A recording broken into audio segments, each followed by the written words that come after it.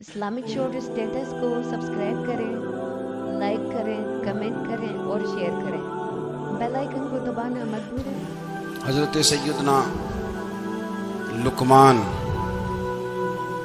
اپنے بیٹے کو نصیحت کرتے ہیں، اور قرآن مجید نے سورہ لقمان کے اندر آپ کی ان نصیحتوں کا ذکر فرمایا ہے۔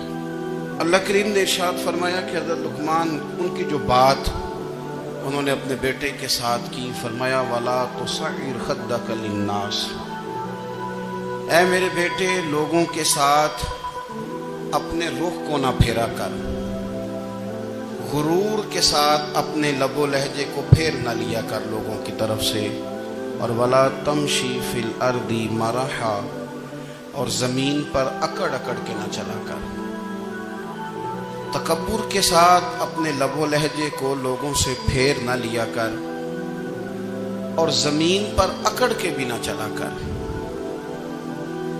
جناب لقمان اپنے بیٹے کو نصیحت فرما رہے ہیں، اور اللہ نے اس کا ذکر قرآن مجید میں فرمایا ہے۔ اسلام ہماری تربیت کرتا ہے ہر موقع پر، اور ہمیں اسباق پڑھاتا ہے زندگی ساری گزارنے کے لیے۔ انسان کی بات کا دوسرے پر بڑا اثر ہوتا ہے، لیکن اس کی بات کے ساتھ ساتھ اس کے لہجے کا بھی بڑا اثر ہوتا ہے۔ کھانے کا بھی بڑا اثر ہے، لیکن کھانا آپ کس برتن میں رکھ کے دے رہے ہیں اس کا بھی بڑا اثر ہے۔ آپ نے کھانا کس طرح سجایا ہے، کس جگہ کسی کو بٹھایا ہے، اس کا بھی بہت زیادہ اثر ہے۔ اسلام یہ کہتا ہے کہ آپ کا جو لب و لہجہ ہے وہ ہمیشہ اچھے اخلاق والا ہونا چاہیے۔ لہجے جو ہوتے ہیں نا، لہجے، لب و لہجہ، وہ بڑی تاثیر رکھتا ہے، بڑا اثر رکھتا ہے۔ چھوٹا سا بچہ ہوتا ہے، دودھ پیتا ہے، ابھی نونہال بچہ ہے چھوٹا سا، ابھی اسے پتہ نہیں ہے کہ کون سی بات کا کیا معنی ہے۔ اسی بچے کے آپ نے گال پہ محبت کے ساتھ ہاتھ پھیرا تو وہ ہنس دیتا ہے، لیکن اگر آپ غصے کے ساتھ اس کی گال پہ ہاتھ لگاتے ہیں تو وہ رو دیتا ہے۔ آپ میری بات کو سمجھیں گے، ابھی اس کو لفظوں کے مفاہیم کا نہیں پتا، معانی سے ابھی وہ آگاہ نہیں ہے، معنی نہیں جانتا، پر آپ نے کس لہجے کے ساتھ اس سے پیار کیا یہ اسے پتا ہے۔ یہ جو لہجہ ہوتا ہے نا، لہجہ، اخلاق آپ کا، یہ بڑا اثر کرتا ہے۔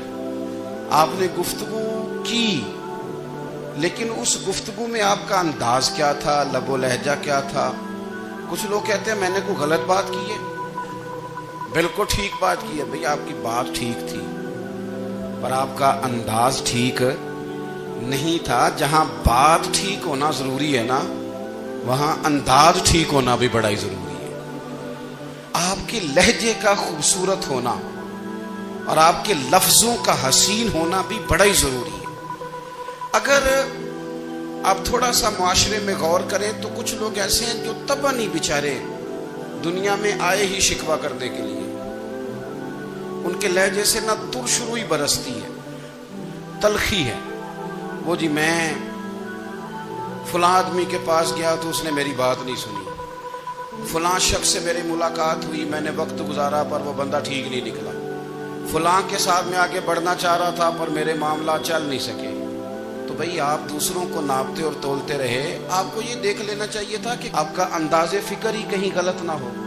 لہجے، اخلاق، یہ آپ کے لفظوں سے بھی زیادہ اثر بعض اوقات رکھتے ہیں۔ کسی نے کہا تھا کہ میرے لہجے میں غرور آیا تھا، اس کو حق تھا کہ شکایت کرتا تھا، میرے لہجے میں کچھ ایسا کہ جس پہ وہ بیچارہ پریشان ہو گیا، اب اس کا حق بنتا تھا وہ اس پہ شکایت کرتا۔ تو میرے عزیز، آپ بات کو یاد رکھیں گے کہ جو اخلاق ہے، آپ کا جو اخلاق ہے، جو آپ کا کردار ہے، وہ اپنی یہ خوبصورتی رکھتا ہے۔ اس لیے میرے نبی پاک صلی اللہ تعالی علیہ وآلہ وسلم نے فرمایا تم میں کامل مومن وہ ہے جس کا اخلاق زیادہ اچھا ہے۔ جو کہانیاں زیادہ سناتا ہے وہ نہیں، جو اپنی خدمات زیادہ بتاتا ہے وہ نہیں، جو باقی سب کی نفی کر کے کہتا ہے کہ دنیا میں کوئی بندہ ٹھیک نہیں، صرف میں ٹھیک ہوں، وہ والا بندہ نہیں۔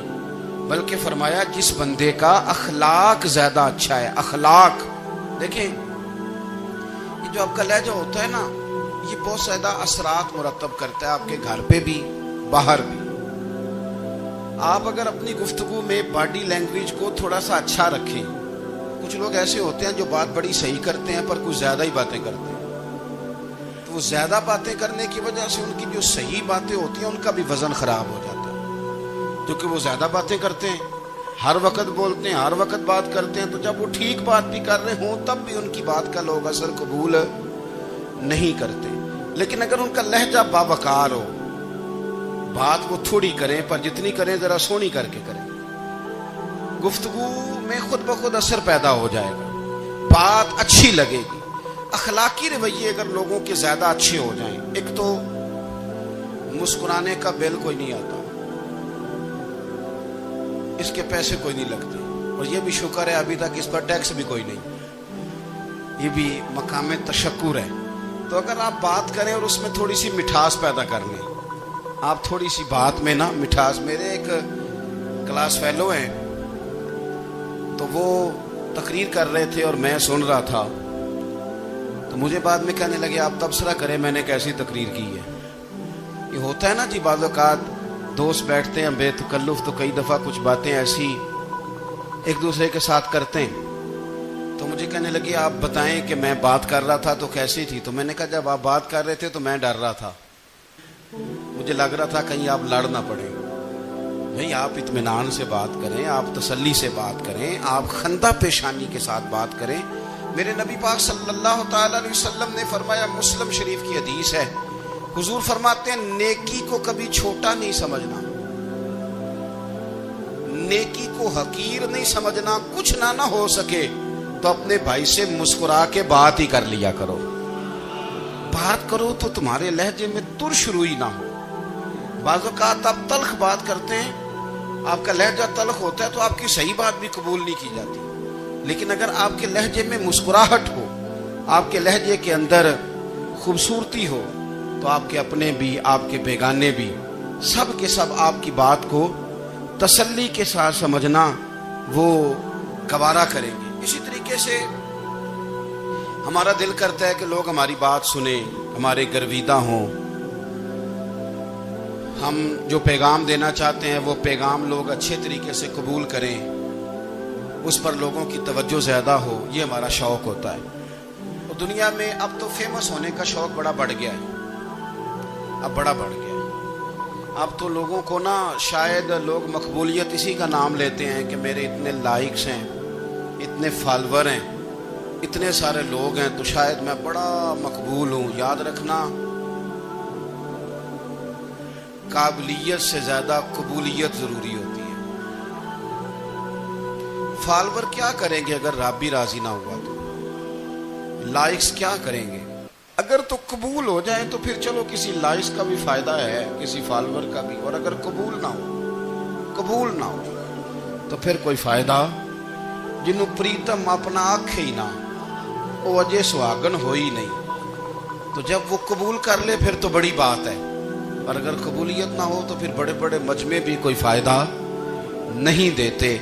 ہماری خواہش ہوتی ہے کہ لوگ ہمیں جانیں، لوگ ہمیں پہچانیں، ہمارا بڑا نام ہو، ہمارا بڑا ذکر ہو، ہمارے بڑے تذکرے ہوں. تو میرے نبی پاک صلی اللہ تعالی علیہ وسلم نے ارشاد فرمایا، حضرت ابو ہریرہ رضی اللہ تعالیٰ عنہ روایت کرتے ہیں، حضور فرمانے لگے تم مال کے ذریعے لوگوں کو اپنا گرویدہ نہیں بنا سکتے، پیسے دے کے لوگوں کو پیچھے نہیں لگا سکتے. کتنے کو دو گے؟ دیکھیں نا، پیسوں سے تو بندے کا لالچ شروع ہو جاتا ہے. ایک دفعہ دیں، پھر دوسری دفعہ دیں، پھر تیسری دفعہ دیں. روز دیں گے تو بندہ راضی ہوگا، اور اگر آپ نے 99 دفعہ دیا، ایک دفعہ نہیں دیا تو وہ ناراض ہو جاتا ہے. تو کتنا کو لالچ پورا کریں گے؟ تو حبیب پاک علیہ الصلوۃ والسلام فرمانے لگے تم پیسے دے کے لوگوں کو اپنا گرویدہ نہیں کر سکتے، ہاں خندہ پیشانی سے، حسن اخلاق سے ملو گے تو لوگ تمہارے گرویدہ ہو جائیں گے.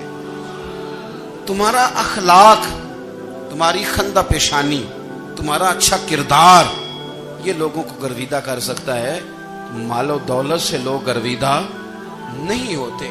تو تو ہمارا وہ جو روزمرہ کا لوگوں کے ساتھ تعلق ہے، لب و لہجہ ہے، میں نے دیکھا ہے بہت سارے لوگ ایسے ہیں جن کے ساتھ لوگ آنا جانا ملنا بیٹھنا آہستہ آہستہ چھوڑ دیتے ہیں، اور وہ کس لیے چھوڑ دیتے ہیں؟ وہ ان کے رویے کی وجہ سے چھوڑ دیتے ہیں، ان کے انداز فکر کی وجہ سے چھوڑ دیتے ہیں، ان کے شکووں کی وجہ سے چھوڑ دیتے ہیں۔ مزاج ہوتا ہے نا ہمارا کہ ہمیں شوق ہوتا ہے تعلق زیادہ لوگوں کے ساتھ ہو، اور پھر یہ بھی شرط ہوتی ہے کہ میں جس کے پاس جاؤں وہ مجھے یہی کہے کہ تو میرے ساتھ ہی پیار کر۔ ایک صاحب مجھ سے کہنے لگے کہ یہ میں محفل کراتا ہوں، آپ بھی تشریف لائیں، اور میں 20 علماء کو بلا چکا ہوں اور بڑے بڑے نامور نام انہوں نے میرے سامنے لیے۔ میں نے ان سے پوچھا کہ جو نام آپ نے لیے ہیں اور آپ کی تصویریں بھی ساتھ ہیں، میں الحمدللہ تسلیم کر گیا ہوں آپ کی بات کو، لیکن سوال میرا یہ تھا کہ کیا آپ نماز بھی پڑھتے ہیں؟ 21 علماء کو آپ نے بلایا یا 20 کو بلایا اور بڑے بڑوں کو بلایا، اور مجھے بھی آپ دعوت پیش کر رہے ہیں، تو نمازی بھی آپ ہیں، نمازی بھی ہیں؟ کہنے لگے آپ دعا کریں میں نماز پڑھنا شروع کر دوں۔ میں نے ان سے کہا خدا کے بندے، اب اگر تو کسی اور کو بتائے گا کہ 20 اتنے بڑے لوگوں سے میرا تعلق کر پڑتا میں نماز بھی نہیں، تو لوگ کیا سوچیں گے کہ 21 مولوی مل کے بھی ایک بندے کو نمازی نہیں بنا سکے۔ تو آپ اپنے لب و لہجے سے صرف باتوں سے گرویدہ کسی کو کر لیں گے؟ آپ یہ دیکھیں کہ اخلاق کس طرح کا ہے، لہجہ کس طرح کا ہے، آپ کی بات کرنے کا انداز کتنا حسین ہے، اس لفظ کے اندر حسن کتنا زیادہ ہے۔ نبی پاک صلی اللہ علیہ وسلم بھی تبلیغ فرماتے، ہم بھی تبلیغ کرتے ہیں۔ میں اور آپ جب تبلیغ کرتے ہیں تو اس تبلیغ کے اندر شکوہ ہوتا ہے اور تنقید ہوتی ہے، اور بعض جگہ میں نے یہ بھی دیکھا ہے کہ طنز ہوتا ہے، طنز۔ ہم دوسرے کو دین کی دعوت رہے ہیں، لیکن ہمارے لب و لہجے سے طنز اور ترش روئی چھلکتی ہے۔ تو دولت کے پیچھے لگ گیا ہے، تو بالکل جاہل ہے، تو بالکل تیرے خاندان میں سے بھی کوئی نہیں ادھر آتا۔ آپ طنز کر رہے ہیں، آپ دعوت دین نہیں دے رہے۔ دعوت دین تو گلدستے میں رکھ کے پیش کی جاتی ہے، اس کی تو ایک خوبصورتی ہے، اس کا تو ایک حسن ہے، اس کی تو اپنی ایک جاذبیت ہے، اس کی اپنی ایک نورانیت ہے۔ صحابہ کرام علیہم رضوان فرماتے ہیں کہ حضرت سعد بن معاذ رضی اللہ تعالیٰ عنہ کا جنازہ تھا، اللہ کے پیارے محبوب صلی اللہ تعالیٰ علیہ وسلم نے جنازے کی امامت فرمائی، اور جنازے کی امامت کے بعد ابھی نہ قبر کے تیار ہونے میں کچھ ٹائم باقی تھا، تو حضور زمین پہ تشریف فرما ہوئے، لوگ قبر کی تیاری میں ہیں۔ بعض اوقات ہوتا ہے نا ابھی قبر نہیں تیار ہوئی، تو کہتے ہیں کہ لکڑی کے ساتھ حضور نے زمین کریدنی شروع کر دی، اور دیر تک حضور نے چہرہ نور کو زمین کی طرف جھکائے رکھا، گویا زمین شرف دیدار حاصل کرتی رہی۔ دیر تک چہرہ نور جھکا رہا زمین کی جانب، حضور نے رخ نور کو پھیر لیا۔ صحابہ کہتے ہیں کہ ہم نہ بڑے، جب حضور ہمارے قریب ہوتے تھے تو ہمارا خیال ہوتا تھا کہ رحمت کی برکھا ہے، اپنے اپنے حصے کا کرم اڈیل لے اپنے اوپر۔ فرماتے ہیں منتظر تھے کہ حضور کب ہماری طرف رخ انور پھیریں اور ہم کریم سے کوئی بات سن سکیں۔ ارشاد فرماتے ہیں کہ ہم بڑے شدید منتظر تھے، دیر کے بعد نبی پاک علیہ الصلوۃ والسلام نے چہرہ انور اٹھایا، دیر کے بعد چہرہ انور اٹھایا۔ یہ دیکھیں تبلیغ ہو رہی ہے، اور جب حضور نے چہرہ انور اٹھایا تو آنکھوں میں آنسو تھے، رو رہے تھے، اور 3 دفعہ حضور نے فرمایا، کیونکہ قبر تیار ہو رہی تھی، 3 دفعہ نبی کریم نے فرمایا لوگو قبر آخرت کی منزلوں میں سے پہلی منزل ہے، اس کی تیاری کر لو، اس کی تیاری کر لو، اس کی تیاری کر لو۔ 3 دفعہ حضور نے یہ جملے دہرائے۔ کیوں؟ ایک میں تبلیغ کرتا ہوں پر اس میں نہ درد ہے، نہ رونا ہے، نہ وہ لب و لہجہ ہے۔ ایک حضور دعوت دے رہے ہیں قبر کی تیاری کی، لیکن اس میں آنسو ہے، اس میں خاص رغبت ہے غلاموں کے لیے۔ تو اپنی زندگی کے اندر جو ہمارا انداز تکلم ہے، ہمارا انداز گفتگو ہے، میں کہا کرتا ہوں کہ ہم نا دین کے لیے جب کلام کر رہے ہوتے ہیں تو شدت ہوتی ہے ہمارے جملوں کے اندر، بعض مقامات شدت کے ہوتے ہیں۔ آپ جہاد کی بات کر رہے ہیں، ناموس رسالت کی بات کر رہے ہیں، تو کسی جگہ آپ کے لب و لہجے کے اندر شدت کا ہو جانا برا، نہیں ہے بلکہ وہ اچھا ہے. لیکن میرے عزیز ہر وقت ہی کچھ لوگ تلخ ہیں. انہیں کسی وقت بھی آپ ان سے ملاقات کر لیں وہ لوگ آپ کو پریشان ہی نظر آئیں گے. حضرت سیدنا عبداللہ ابن عمر رضی اللہ تعالیٰ عنہ روایت کرتے ہیں کہ نبی پاک صلی اللہ تعالیٰ علیہ وآلہ وسلم نے ارشاد فرمایا کہ جنت میں ایسے بھی کمرے ہوں گے, جنت میں کچھ ایسے کمرے, کچھ ایسے مکانات بھی ہوں گے کہ باہر کھڑے ہوں گے تو اندر نظر آئے گا, اور اندر کھڑے ہوں گے تو باہر نظر آئے گا. یعنی ایک تو تم آئینے لگاتے ہو نا, وہ دیواریں اتنی شفاف ہوں گی کہ اندر باہر سے ان کا حسن دکھائی دے گا. حضرت سیدنا مالک اشعری رضی اللہ تعالیٰ عنہ بیٹھے تھے, کہتے ہیں میں نے فوراً عرض کی حضور وہ ملیں گے کس کو؟ وہ جو اتنے حسین گھر ہوں گے کہ دیواریں ہی شیشے کی محسوس ہوں گی, اندر باہر سے حسن کے جلوے دکھائی دیں گے, حضور وہ ملیں گے کسے؟ تو اللہ کے پیارے محبوب علیہ السلام نے فرمایا وہ اس کو ملیں گے جو گفتگو اچھی کرے گا, جو گفتگو اچھی کرے گا, لب و لہجہ اخلاق والا ہوگا, گفتگو اچھی کرے گا, لوگوں کو کھانا کھلائے گا, اور جب لوگ سو رہے ہوں گے تو وہ اٹھ کے اپنے رب کی عبادت کرے گا. اس شخص کو وہ مکانات ملیں گے جن کی دیواریں آئینے کی مانند ہوں گی, جن کا حسن تازہ ہوگا, جن کو اللہ تبارک و تعالیٰ نے اپنے فضل سے مزین کیا ہوگا, سنوارا ہوگا. ہم اگر تھوڑی سی توجہ کریں نا تو کئی دفعہ وقت گزر جاتا ہے, لہجہ نہیں بھولتا, لہجہ یاد رہتا ہے. آپ تو 2 منٹ کے لیے غصے میں تھے نا, تو آپ نے کوئی بات کر دی کسی غریب کو, کسی شخص کو, آپ غصے میں تھے, آپ نے کہہ دیا, اس بیچارے نے سن لیا, لیکن وہ باتیں اسے سونے نہیں دیتی, بار بار یاد آتی.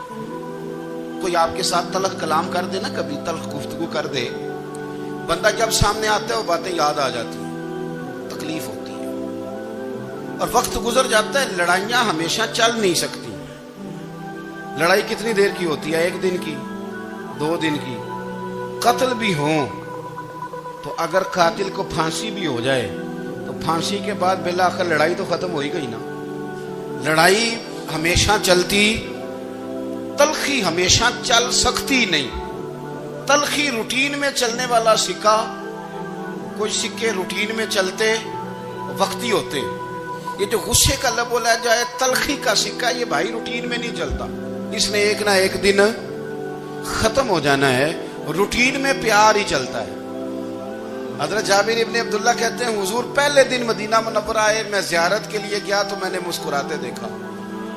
10 سال میں دیدار کرتا رہا, اور وصال سے چند دن پہلے بھی میں نے زیارت کی تو مدینے والے محبوب کو مسکراتے ہوئے ہی دیکھا ہے. یہ جو آپ کا لب و لہجہ ہے نا, اخلاق والا, حسن والا, مسکرانے والا, یہ لب و لہجہ نا ذرا لمبا چلتا ہے. یہ روٹین ہے, یہ روز چلے گا. یہ سکہ وہ ہے جو رائج الوقت رہتا ہے, یہ کبھی بھی ختم ہونے والا یہ خزانہ ہے. تو یہ جو آپ کا تلخ لب و لہجہ ہے یہ روٹین نہیں.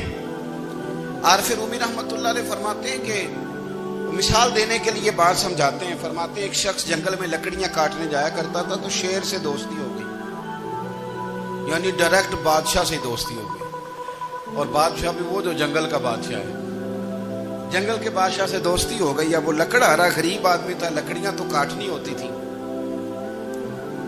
تو وہ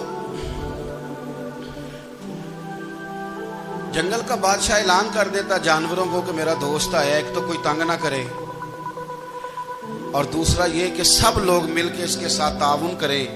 کبھی کوئی جانور لکڑیاں اکٹھی کراتا, کبھی کوئی اپنی پشت پہ گدھا, بیل, گھوڑا, خچر رکھ کے وہ لکڑیاں باہر چھوڑنے آتا. تو اب اس کی بڑی دھوم مچ گئی جنگل کے اندر. لکڑہارا مزدور تھا, وہ بادشاہ سے دوستی کر کے بادشاہ ہی بن گیا. وہ گھر آ کے نا بیوی کو اکثر بتاتا کہ میرا ایک دوست ہے, میں جاتا ہوں تو ساری پہلے ہی مخلوق کھڑی ہوتی ہے میرے استقبال کے لیے. دوستی جو بڑے سے ہو گئی ہے. بنا ہے شاہ کا مصاحب تو پھرے ہے اتراتا, وگرنہ شہر میں غالب کی آبرو کیا ہے. ہمیں تو پوچھتا ہی کوئی نہیں, یہ تو بنا ہے شاہ کا مصاحب تو پھرے ہے اتراتا, وگرنہ شہر میں غالب کی آبرو کیا ہے. تو وہ لوگوں کو بتاتا, بیوی کو بھی بتاتا دوست ہے. تو بیوی کہنے لگی اتنی تو تعریفیں کرتا, یہ نہیں بتایا کہ وہ جنگل کا شیر ہے, निरा दोस्त बता दिया। बीवी कहने लग गई कि तू इतना जो उसका जिक्र करता है तो किसी दिन बुला ना, बुला किसी दिन ताकि उसकी दावत करें। अब उसने फिर ना उसको पर्दे में रखा, क्या कहते हैं आजकल, सरप्राइज देना है, मगर सरप्राइज देना है, पर्दे में रखा कि वो शेर है। तो वो बुला लिया घर। अब उसके लिए कच्चा गोश्त, जाहिर है शेर ने कच्चा गोश्त दिखाना था। वो कहने लगी पकाना किस तरह का है? वो कहने लगा जब वो आएगा फिर बताऊंगा। अब वो कच्चा गोश्त 2-3 बकरे ज़िबा करके डाल दिए। वो आ गया शेर। और फिर उम्मी कहते हैं जब वो आया ना तो उसकी बीवी ने देखा तो उसने एक सख्त जुमला कह दिया। कहने लगी ओहो, मैं समझी थी पता नहीं कौन है, इस तरह के दरिंदे तेरे यार हैं, कुत्ते बिल्ले दोस्त बनाए हुए हैं, ये क्या बात हुई? खैर वो शेर ने सुन लिया, गोश्त खाया, वो चला गया। अगले दिन लकड़ियां काटने गया तो शेर ने मुलाकात करते ही लकड़हारे से कहा कि ये ना कुल्हाड़ी उठा और मेरी पुश्त पे ना एक जख्म कर दे। उसने कहा नहीं मैं ये काम नहीं करता, तो मेरा दोस्त है। उसने कहा सुन भाई, मैंने प्यार से कहा है तू मान जा, वरना मैं हूं शेर, मैंने तुझसे मनवा ही लेना है, मैं कोई तकलीफ दूंगा मुनासिब नहीं, तू कर। उसने कुल्हाड़ी उठाई और उसकी पुश्त पे एक जोर से जख्म लगा दिया, खून बहने लगा। उसने कहा तूने आज के बाद आना है, लकड़ियां काटनी है, तुझे कोई कुछ नहीं कहेगा, बस ये एक हिकमत थी जो मैंने किया है। किस्सा मुख्तसर, वो आता रहा, लकड़ियां मिलती रही, खिदमत भी होती रही। 6-8 माह गुजर गए। एक दिन शेर उससे कहने लगा ये मेरे जरा बाल उठा के देख, वो जो तूने जख्म लगाया था वो कहां पे है? उसने वो बाल उठा के देखा तो जख्म मिला ही नहीं, कई जगह पे टटोला का यार यहां था, यहां था, यहां था। शेर ने फिर क्या कमाल ही जुमला कहा। उसने कहा कि वो जो कुल्हाड़ी का जख्म तूने लगाया था ना वो मुकम्मल हो गया, लेकिन तेरी बीवी का जो लहजा था और उसकी जो तलखी थी वो आज तक मेरे जहन में मौजूद है, वो अभी भी मुझे तकलीफ देती है। तो बात सोचता हूं मुझे उसने दरिंदा कहा, उसने मेरे बारे में इतने कच्चे और कमजोर और सख्त जुमले कहे, तो वो बात मुझे भूलती, वो आज भी मेरे जहन में उसी तरह गूंजती है। तलख जुमले जो उसने कहे और खौफनाक जो अंदाज उसने इख्तियार किया, वो बात मुझे कभी भी भूलती। तो आपके लफ्ज लोगों को भूल जाते हैं पर लहजा याद रहता है, अगर हम अपने लहजे पर थोड़ी तवज्जो ही कर लें। कुछ लोग कहते हैं जी मेरा जी रूटीन ही ये है बात करने की, तो ये याद रखना किसी वक्त ऐसा भी होता है कि शेर को सवा शेर मिल जाता है। फिर ऐसा ना हो कि आपकी तलखी की जवाब में कोई इस तरह की तलखी हो कि फिर आप उसको कभी भुला ना सकें। हमारे यहाँ ना ये दौर तेजियां दिखाने का दौर है, कुछ लोग जरूरत से ज्यादा तेजी दिखाने की कोशिश करते हैं। उन बेचारों का कभी कभी इतना सख्त नुकसान होता है कि उनको उनसे भी कई गुना तेज बंदा मिल जाता है। वो किसी ऐसी जगह जाके बेचारे उलझ जाते हैं जहां से वापसी का रास्ता नजर नहीं आता। हजरत हानी रदी अल्लाह ताला अन्हो अपनी कौम के एक वफद के साथ नबी पाक सल्लल्लाहु अलैहि वसल्लम की बारगाह में हाजिर हुए। नबी पाक अलैहिस्सलाम ने उनकी सारी बातें सुनी, तो उनमें से एक शख्स ने अर्ज की या रसूल अल्लाह सल्लल्लाहु अलैहि वसल्लम, मैं ना ज्यादा बातें नहीं याद रख सकता, हुजूर मैं शायद कमजोर हाफजे वाला हूँ, ज्यादा बातें नहीं मैं याद रख सकता। हुजूर मुझे कोई एक ऐसी बात आप इरशाद फरमा दे कि मैं अमल करूं तो फिर जन्नत मेरा मुकद्दर बन जाए। मैं चाहता हूं कि मुझे कुछ ऐसा मिल जाए कि मैं उसी पर अमल, वो कहा था ना दरवेश ने कि इल्मो बस करी हो यार, क्योंकि कोई हरफ तेनू दरकार, तो मुझे कोई ऐसी चीज मिल जाए कि वो फिर जन्नत मेरा मुकद्दर बने। तो हुजूर ने फरमाया 3 काम करना। एक तो गुफ्तगू जब भी करना अच्छी करना, तुम्हारा लबो लहजा, तुम्हारी गुफ्तगू में कभी कोई कमजोरी ना आए, गुफ्तगू अच्छी करना, अच्छी गुफ्तगू। और दूसरा हुजूर ने फरमाया सलाम को आम करना, और तीसरा फरमाया लोगों को खाना खिलाने में रग़बत पैदा करना। ये काम कर, फिर अल्लाह तबारक व तआला तेरे मुकद्दर में जन्नत को शामिल फरमा देगा। तो मेरे अजीज, आप इस बात को समझें कि हमारे अखलाकी रवैये, हमारा किरदार, हमारा लबो लहजा, हम ना डंडे के जोर पर हुकूमत कायम करना चाहते हैं।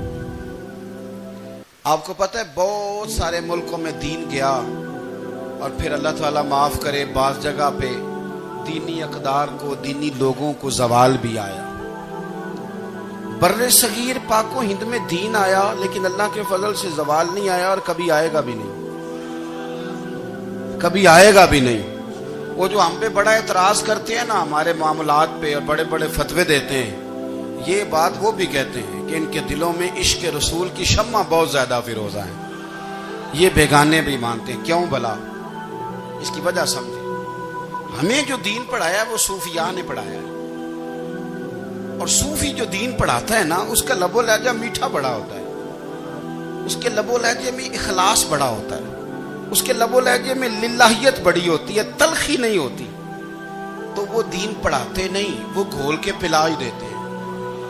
उन्होंने ना लोगों से प्यार डाला, लोगों की उनके साथ मोहब्बत हो गई, प्यार हो गया, फिर उन्होंने मीठे अंदाज में लोगों को दीन समझाया, उनको अच्छे तरीके से अच्छे लबो लहजे में दीन की और खैर की बातें उन तक पहुंचाई। उसका फायदा ये हुआ मेरे अजीज कि लोगों की रूहों तक दीन उतर गया। हमारे वो बच्चे जिनकी उम्रें अभी बिल्कुल छोटी होती हैं, 4 साल 5 साल की, वो भी रसूल पाक का नाम लेते हैं तो बड़े वजद के आलम में लेते हैं। क्यों? इसलिए कि हमारे बुजुर्गों ने हमें अच्छे तरीके से, इसलिए नबी पाक सल्लल्लाहु ताला अलैहि वसल्लम ने फरमाया कि हुस्ने अखलाक वाला आदमी अपने अखलाक की बुनियाद पर नफली रोज़ा रखने वालों और रात को क़याम करने वालों से ज़्यादा फजीलत हासिल कर लेता है। इसलिए कि उसका अखलाक, उसका लबो लहजा, उसका अंदाज, उसकी गुफ्तगू, वो जो गुफ्तगू उसकी होती है वो इतनी मीठी होती है कि लोगों के दिल नहीं टूटते, बल्कि बाज़ औक़ात उसकी गुफ्तगू की वजह से जो गम ज़दा आदमी होता है उसे सुकून मिल जाता है, उसे तसल्ली। देखें, इंसान ने इंसान रहना है, उसने ना फरिश्ता बनना है माज़ अल्लाह, ना उसने खुदा बनना है, उसने इंसान रहना है। लेकिन वो कुछ भी नहीं किसी का सवार सकता, सिर्फ इतना है कि अगर आने वाले की वो सिर्फ अश्कशोई कर दे, बात तवज्जो से सुन ले और जाते वक्त 2 जुमले तसल्ली के बोल दे, और उसके जो बोल हों वो ज़रा मीठे हों, मीठे कख सवाद नहीं मिश्री अंदर, असा खंडा मी चक डिठियां और इन्हां सारियां शैवां नालों गल्लां सजन दियां मिठियां। अगर अंदाज थोड़ा सा शुस्ता हो, अंदाज थोड़ा सा ठीक हो, लबो लहजा थोड़ा सा ठीक हो। अब हमारे जो जदीद स्कॉलर आए हैं वो कहते हैं बॉडी लैंग्वेज।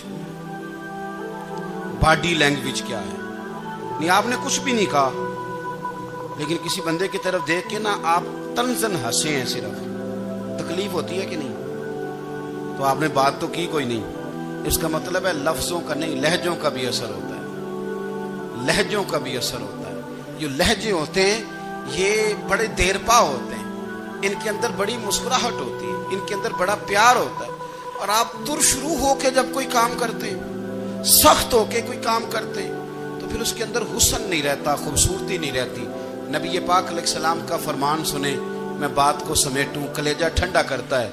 हुजूर ने फरमाया क़यामत के दिन मेरे ज़्यादा करीब वो लोग होंगे जिनके अखलाक ज़्यादा अच्छे होंगे, उनको ना ज़रा नेड़े जगह मिलेगी, कुर्ब में ज़रा जगह मिलेगी, कुर्ब में। असां जे हाँ गुनाहियां दा जदों आमाल नामा फरोल होवे, जर्रे जर्रे ने सामने आ जाना है, जो जो मुंह थी बोलिया बोल होवे।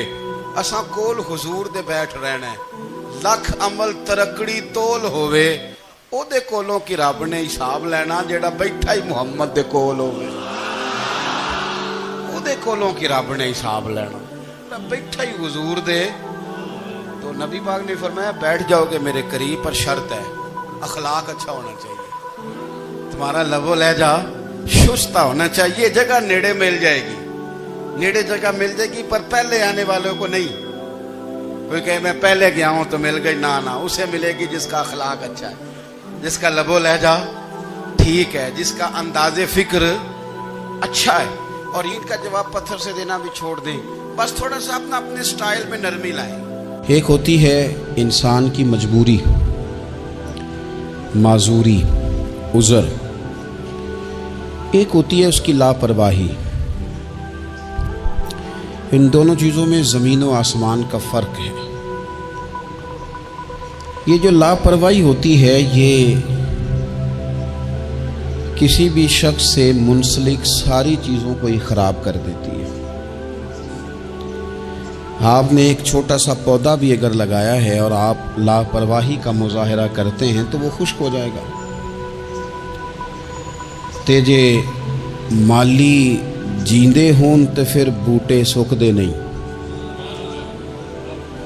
अगर आप उसकी परवाह करते हैं, उस पर तवज्जो देते हैं, तो उसकी नशो व नुमा होगी, वो आगे बढ़ेगा, वो तरक्की करेगा, वो एक तनावुर दरख्त बन जाएगा।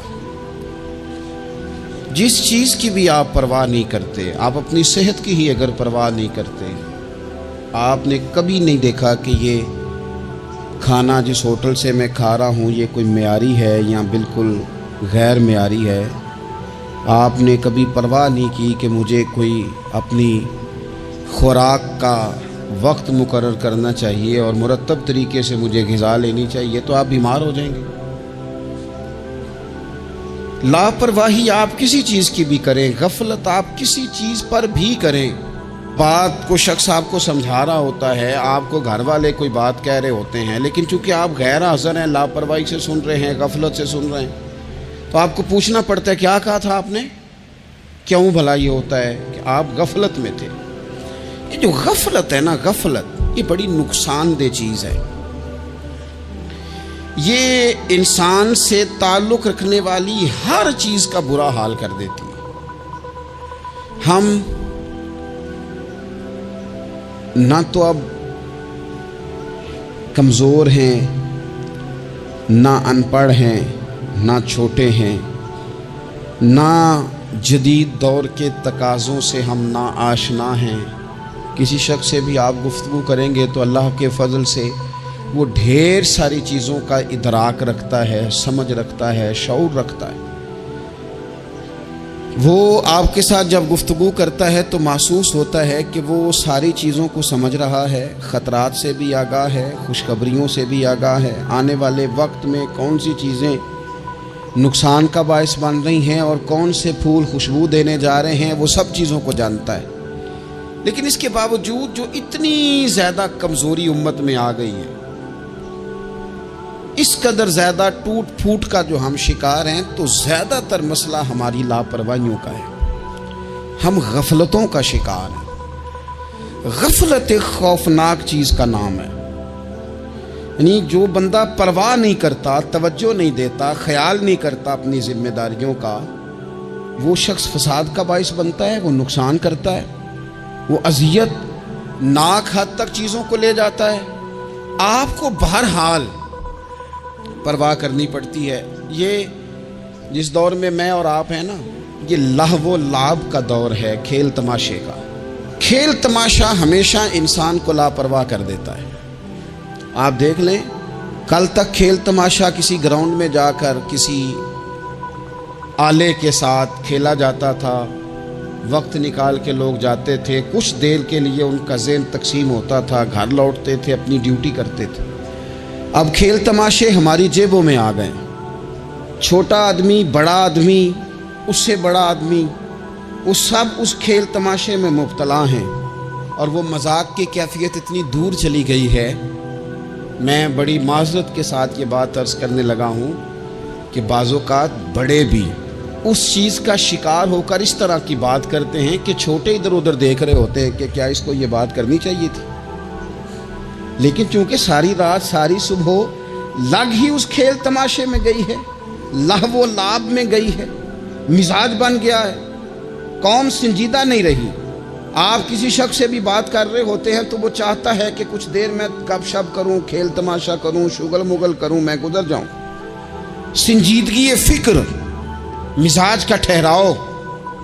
और दरवेशों ने तो शिकवा किया है कि उम्र बीत गई, लोगों की उम्र बीत गई, हड्डियां कंबन, गोडे खड़कन, उड़ गया लक तेरा, अजे भी गुना तो बाज ना में, वाह वाह मर्द दिलेरा। میاں صاحب کہنے لگے یہاں تک تو پہنچ گیا ہے کہ ہڈیاں کمبن اور تیرے گوڈے کھڑکن تے اڑ گیا لک تیرا، اجے بھی گناہ تو باز نام ہے، او واہ واہ مرد دلیرا۔ وہ تو اتنا دلیر ہو گیا کہ جب تجھے چاہیے تھا کہ اب ہی تیرے ہاتھ میں استغفار کی تسبیح آتی، اب ہی تجھے سجدے کا ذوق ہوتا۔ ہم اتنے زیادہ غفلت کا شکار ہیں، آپ یقین کریں۔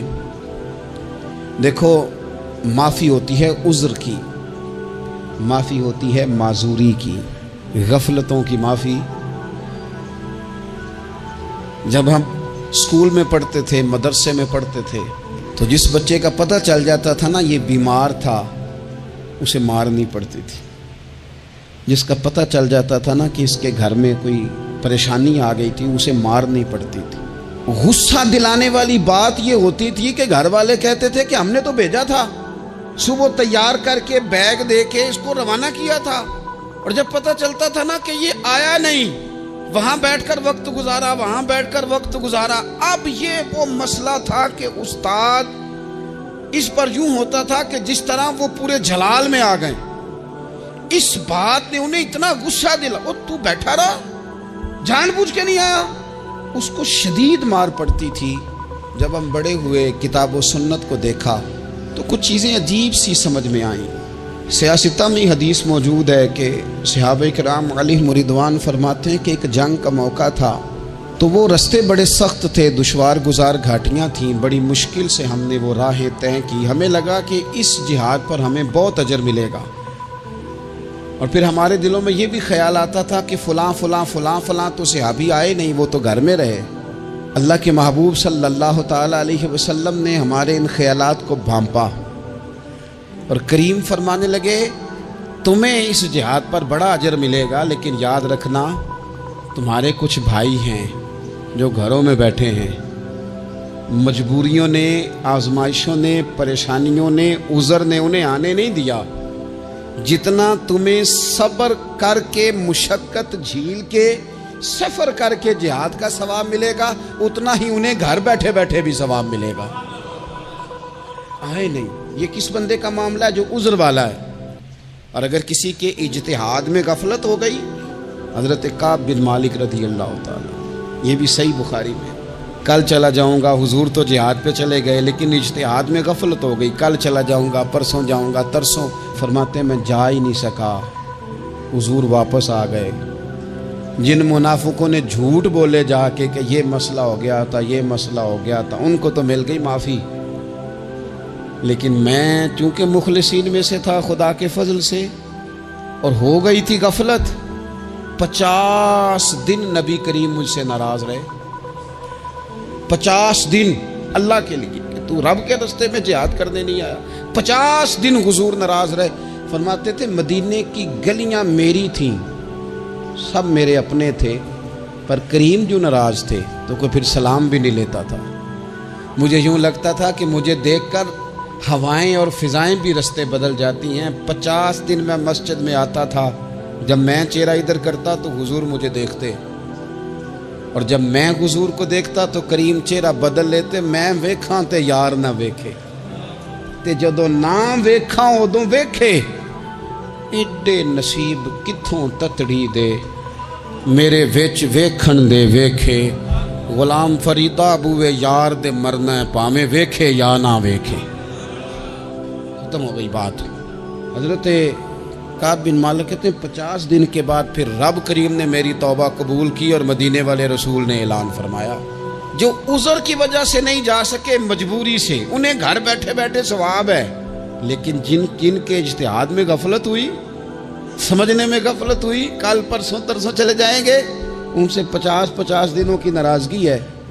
کتنے لوگ ہیں جن کی فجر گزر جاتی ہے بستر پہ، زور گزر جاتی ہے پھٹے پہ گپوں میں، عصر گزر جاتی ہے چائے پینے میں، مغرب اور عشاء موبائل پہ لیٹے لیٹے بیت جاتی ہے، اور ان سے آپ گفتگو کریں تو وہ دانشور ہیں، آپ بات کریں تو پنچایت ختم کرنے والے لوگ ہیں، آپ ان سے بات کریں تو وہ عالمی سیاست پر نظر رکھتے ہیں، آپ گفتگو کریں تو شعور کی اعلیٰ گتھیاں سلجھاتے نظر آتے ہیں۔ خدا مجھے ایسی خدائی نہ دے کہ اپنے سوا کچھ دکھائی نہ دے. یہ غفلتیں ہیں, یہ شورش ہے, یہ اپنے منہ سے خود میاں مٹھو بننا ہے. اس غفلت کو تھوڑا سا توڑا جائے ورنہ زنگ لگ جاتا ہے صلاحیتوں کو. جو لوگ تھوڑے دن موٹر سائیکل نہیں نہ چلاتے ان کے لیے مشکل ہو جاتا ہے پھر اس کو سٹارٹ کرنا بھی. ہمارے استاد کہا کرتے تھے جو لوگ پڑھاتے نہیں انہیں کتابیں بھولنے لگ جاتی ہیں. جو لوگ کوئی کام کرتے نہیں پھر وہ آہستہ آہستہ وہ زنگ آلود ہو جاتا ہے. وہ کہتے ہیں اب نہیں ہو سکتا تم سے, اب مشکل ہے. سجنوں, دوستوں, بزرگوں, بھائیوں, جو لوگ شروع میں عبادتوں کے عادی نہیں ہوتے, وقت ضائع کرتے ہیں, بڑھاپے میں دل کرتا ہے توبہ ہو جائے, لیکن اپنے ماتھے کو سجدے کی عادت ہی نہیں ڈالی. یہ جسم جھکنا اس کا عادی نہیں ہوا کہ رب کی بارگاہ میں جھکے. اس کا مزاج ہی نہیں تہجد پڑھنے کا. سارا کچھ ہو جاتا ہے. میں نے سیاست کرنے والے, پنچایت ختم کرنے والے, چودراہٹ کرنے والے, وزاداری رکھنے والے راتوں کو تہجد پڑھتے بھی دیکھے ہیں. میں نے قرآن پاک سے پیار کرتے دیکھے ہیں. میں گواہ ہوں بہت سارے لوگوں کا. یہ کام ہو جاتا ہے. شرط یہ ہے کہ بندہ اپنی غفلت کی پٹی تھوڑی دیر کے لیے کھولے. دوسری بات یہ کہ ہم خوش فہمیوں میں بڑا زندہ ہیں, بڑا زندہ ہیں, بڑا اوہو, یعنی 2 4 5. کچھ لوگ کہتے ہیں اللہ کریم بڑا ہے. اللہ اگر کریم بڑا ہے نا میرے بھائی, تو نبی پاک صلی اللہ علیہ وسلم نے فرمایا وہ بڑا بیوقوف ہے جو خدا کی رحمت کی امید بھی رکھے اور اللہ کو ناراض بھی کرے. تو بیوقوف بندہ ہے. اگر وہ کریم ہے تو پھر تو محبت میں ہی اس کی بات مان. بات تو پھر بھی نہیں مان رہا. کچھ لوگ کہتے ہیں نبی پاک صلی اللہ تعالیٰ علیہ وآلہ وسلم شفاعت کریں گے. بھئی ہمارا تو سہارا ہی اس بات پہ ہے, حضور سفارش کریں گے. پر نبی پاک نے درجنوں جگہوں کہا ہے جو میرے طریقے پہ نہ چلے فلیس منا, مجھ سے نہیں. حضور نے فرمایا جو بڑے کی توقیر نہ کرے, چھوٹے پہ رحم نہ کرے, وہ مجھ سے نہیں. فرمایا جو ملاوٹ کرے وہ ہم میں سے. تو یہ حدیثیں بھی تو یاد رکھو نا. شفاعت کی بات انکار نہیں, حضور گناہگاروں کی ہی کریں گے. لیکن یہ حضور نے جو ہمیں اسباق پڑھائے یہ کس لیے پڑھائے؟ یہ بھی تو ہماری سمجھ کے لیے ہے نا. یہ ساری چیزیں ہم نے غفلت بنا کے اپنے اوپر اوڑھ لی. اور پھر سب سے بڑی بات یہ,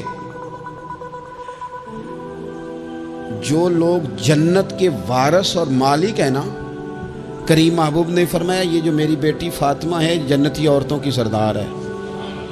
تو یہ تو جنت کی مالکہ اور وارثہ ہیں. وہ تو ساری رات ہی نماز پڑھتی تھی, تو سارا دن عبادت کرتی تھی. پاک سب سے زیادہ تو ان کو تھا, تو یہ تو 1 منٹ کے لیے مصلی سے جدا نہیں ہوئے. اور جنہوں نے صرف امید لگائی ہے, کوئی ان کے پاس ڈگری نہیں, وہ بن کے بیٹھ گئے ہیں. وہ کہتے ہیں جناب جنت مطلب ہم جسے کہیں کہ معاذ اللہ وہ جائے گا, دوسرے کو جانے دیتے ہیں. اپنی زندگی میں خوش فہمیاں نہ لائیں, یہ غفلت پیدا کرتی ہیں.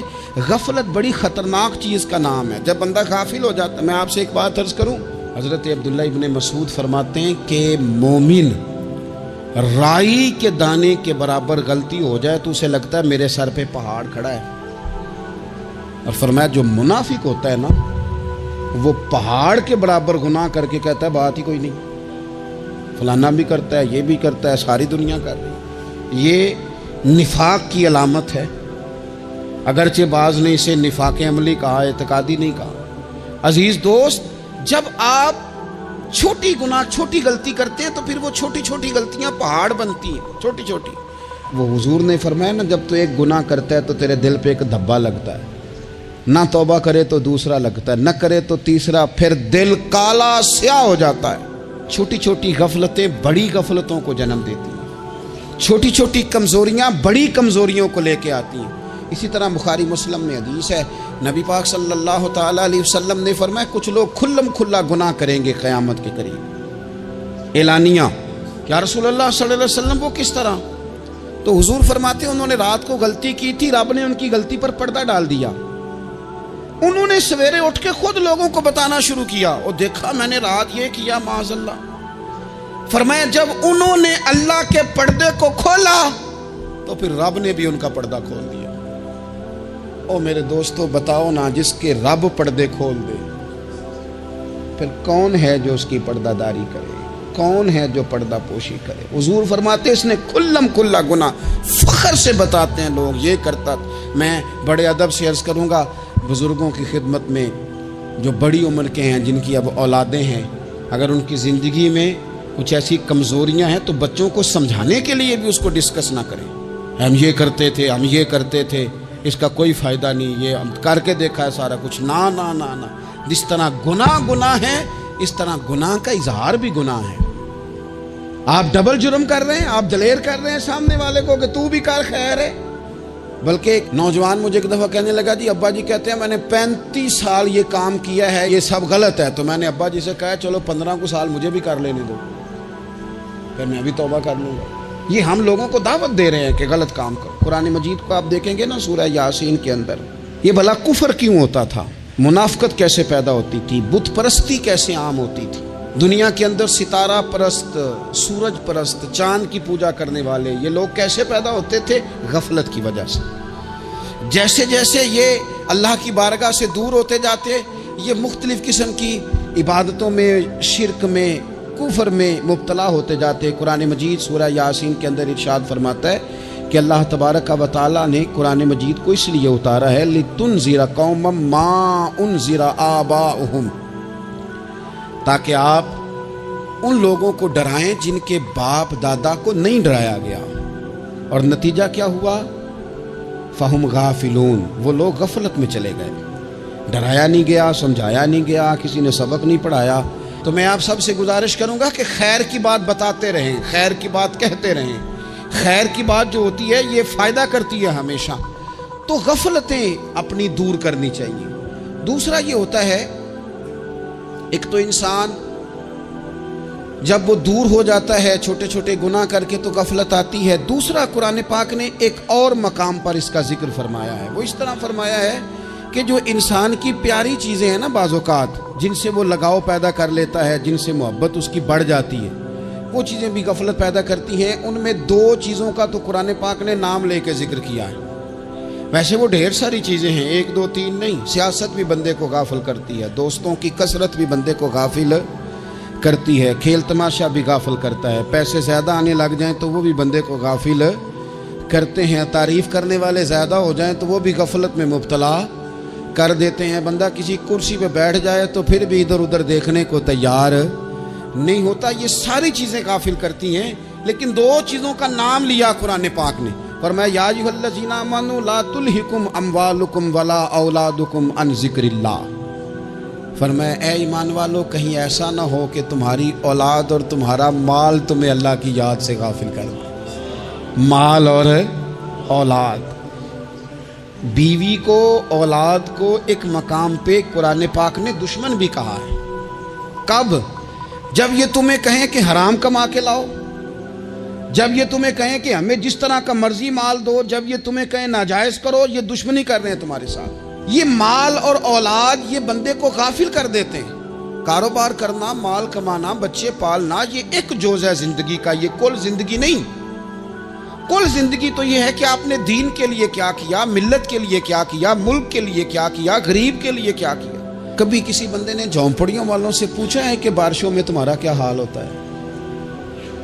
وہ کچی آبادیاں جہاں سے گزر کے ہم اپنے بچوں کو دکھاتے ہیں کہ یہ دیکھو یہ پرانے مکان سارے اسی طرح کے ہوتے تھے.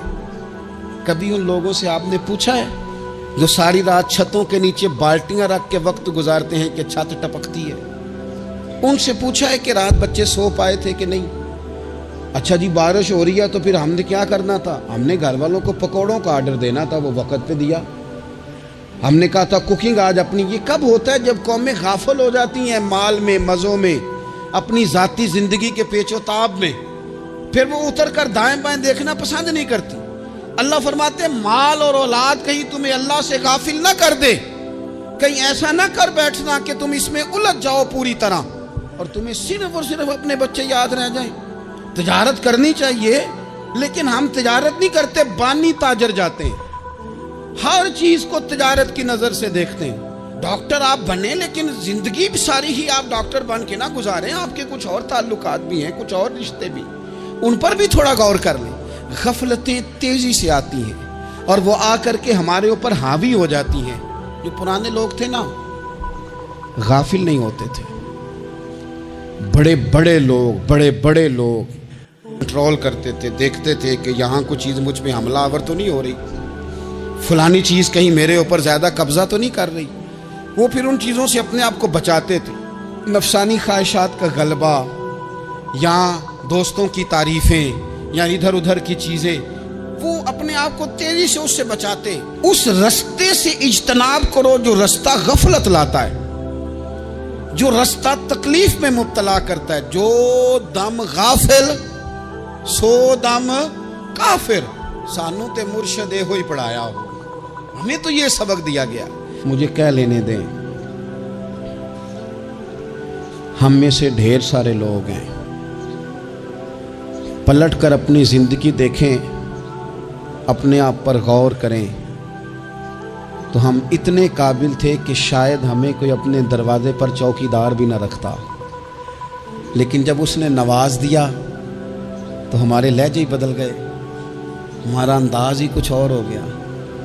شاید کوئی ہم سے سلام بھی نہ لیتا, لیکن جب اللہ نے نواز دیا تو لفظ اور جملوں کے اندر پھر ہمارے وہ رنگ آ گیا جو نہیں ہونا چاہیے تھا. کیوں کہ مال آیا تو غفلت لایا. حضرت عمر فاروق کے زمانے میں جب مال آتا تھا تو وہ رویا کرتے تھے, فرماتے تھے جہاں جی آتا ہے وہاں غفلت بھی آتی. اپنی زندگی سے غفلت کا پردہ اٹھائیں. سو رہے ہیں سارے جاگ جائیں, وقت تیزی سے گزر رہا ہے, بے قابو ہو گیا, ہم سے نہیں سنبھالا جاتا. ٹائم کب دن چڑھتا ہے کچھ پتہ نہیں چلتا, شام ہو جاتی ہے ڈھیروں کام رہ جاتے. کئی لوگ تھے جن کا ارادہ تھا کہ پرسوں سے میں نے مسجد آنا ہے, میں نے نیک ہو جانا ہے, وہ نہیں آئے, موت ہی آئی. حضرت اسرائیل ہی آئے, بڑا پیار کیا فلانے نے, او ہو جی, بڑا ہی رو رہے تھے اس کے بچے.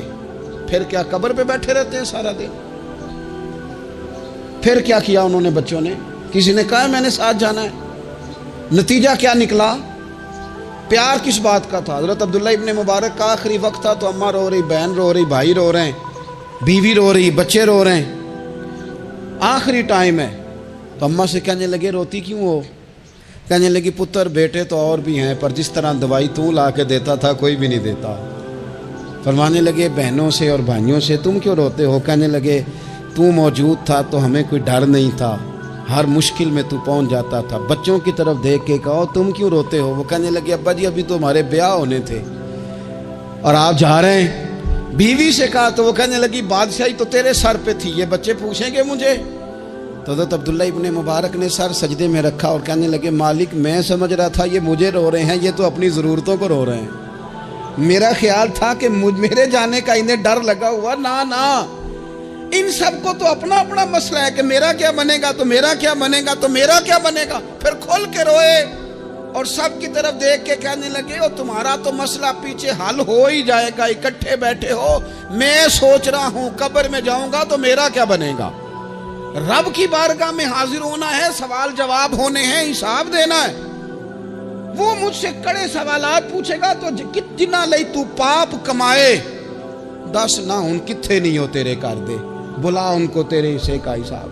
میرے عزیز غفلت کی بکل کھول دینی چاہیے, وہ دروازہ بند کریں جہاں سے غفلت آتی ہے. خدا را کوئی نہیں, آپ یقین کریں رسمی دعائیں رہ گئی ہیں, رسمی 2 موبائل ہاتھ میں پکڑے ہوتے ہیں. کل کے ٹائم پتر نے 2 موبائل اور 2 موبائل پکڑ کے وہ کہہ رہا ہوتا ہے مولوی صاحب بات دعا 5 منٹ اور لمبی کر دینا, دیگ میں ذرا دیر ہے. او تو ادھر بیٹھو, چھوڑ دیگ کو, تیرا تو باپ چلا گیا, رو بیٹھ کے مصلے پہ, مالک سے کہہ اسے معاف کر دے. او تو آج ہی افسر بن گیا ہے, تیرے لہجے میں آج ہی کچھ اور آ گیا. تجھے تو 3 دن میں ہی ہر شے بھول گئی, 3 دن میں ہی. تو تیسرے دن اس طرح کے لفظ ادا کر رہا ہے کہ جن سے محسوس ہوتا ہے کوئی 2-4 دن بھی کوئی کہیں بیٹھ کے دعا کرتا ہے. اپنی غفلت کا دروازہ کھولیں, ورنہ اکثر آنکھیں تب کھلتی ہیں جب آنکھیں بند ہونے کا ٹائم آ جائے. ایک بات صرف اپنی زندگی میں طاری کر لیں, اس کو بھولے نہیں کبھی, اپنا حساب خود کریں. جس طرح ہم پیسے سارے دوستوں کے ساتھ ساری چیزیں ٹھیک ہیں، لیکن اگر ذاتی پیسے گننے ہوں تو وہ اندر سے لوگ دروازہ بند کر کے اپنے بال بچوں کے ساتھ گنتے ہیں، ان میں لوگوں کی شراکت داری پسند نہیں کرتے، چونکہ ذاتی مسئلہ ہے۔ اور ٹھیک ہے بات، بھائی کسی کا ذاتی مسئلہ ہے، وہ ٹھیک کر رہا ہے جو بھی کر رہا ہے۔ اس طرح جو ہمارے ذاتی معاملات ہیں نا، روحانی معاملات، اپنی نمازوں کا حساب کریں، اپنی گفتگو کا حساب کریں، اپنی سوچوں کا حساب کریں، حلال کھا رہے ہیں حرام کھا رہے ہیں خود حساب کریں، اکیلے بیٹھ کے حساب کریں، جان چھڑائیں تھوڑی دیر موبائل سے، تنہا بیٹھ کے تھوڑی دیر مراقبہ کریں، خدا کی نعمت کتنی ہے، جواب میں شکر ہمارا کتنا، اس کا حساب کریں، اپنا حساب کریں۔ اور حضرت عمر فاروق کا وہ جملہ یاد رکھیں، فرمایا کرتے تھے اپنا حساب کر لو اس سے پہلے کہ تمہارا حساب کیا جائے، یہ نہ ہو کہ پھر رب رسول حساب کریں اور تمہارے لیے مشکل ہو جائے۔ اپنا حساب کریں۔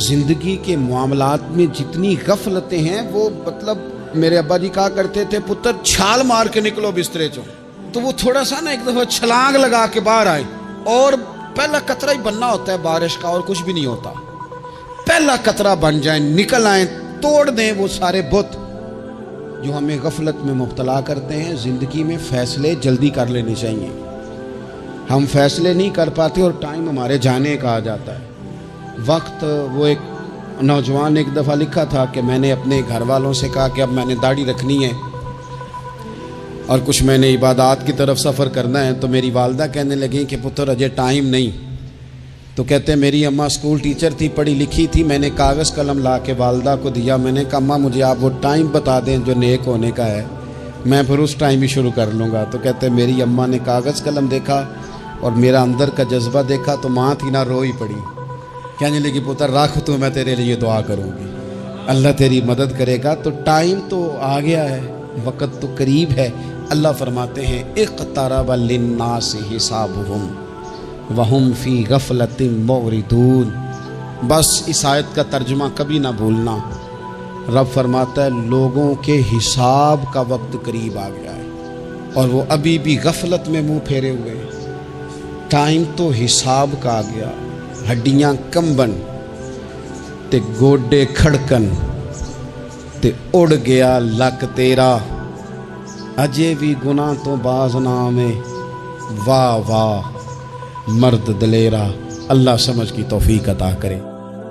اسلامک شورٹ اسٹیٹس کو سبسکرائب کریں، لائک کریں، کمنٹ کریں اور شیئر کریں۔ بیل آئیکن کو دبانا مت بھولیں۔